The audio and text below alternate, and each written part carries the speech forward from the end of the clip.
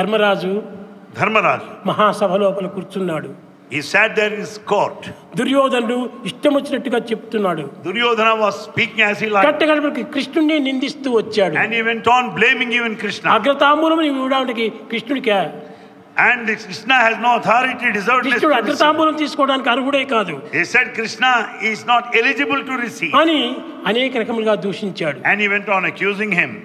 అప్పుడు Then ధర్మజుడు చాలా బాధపడ్డాడు. Dharmaja felt so sad. నా ప్రభువును ఇంత గొప్ప సభ లోపల ఈ విధంగా తుచ్చంగా దూషిస్తున్నాడే.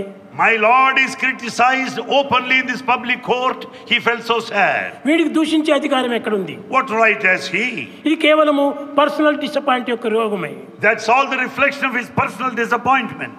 కనుకనే ఈ యొక్క పర్సనల్ డిసప్పాయింట్ కు వచ్చినటువంటి రోగానికి తగినటువంటి మందు ఇవ్వాలి. Therefore he should be cured from the disease that has come up because of the personal disappointment. ధర్మజుడు కృష్ణుని పాదాలు పట్టుకున్నాడు. Dharmaja caught hold of the feet of Krishna. Krishna ఈ విధంగా దూషిస్తుంటే మీరు ఎంత చిరునవ్వు నవ్వుతున్నారు. When he was just blaming you, you are smiling. కానీ మీకు నవ్వు వస్తుందేమో కానీ నాకు చాలా దుఃఖంగా ఉంది అన్నాడు. You may smile, but I feel like crying. పిచ్చివాడా Dharmaja.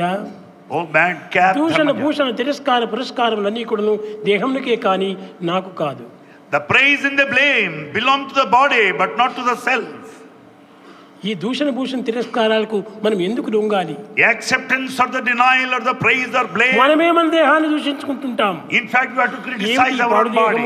నాకు అన్ని రోగములు చెగుతున్నాయే అని దేహాన్ని మనమే దూషిస్తున్నాం. In fact, we feel so bad of our body, full of affliction. నీ దేహాన్ని నీవు దూషిస్తుంటున్నప్పుడు ఇతరులు నీ దేహాన్ని దూషించడం నీకు సహాయమే చేసిన వారు అవుతారు. When your body is not acceptable to you, being full of affliction, అపకారం చేసిన వారు others by criticizing you are helping నీకు you. తోడు నీడైన వారు. And in fact, they help you.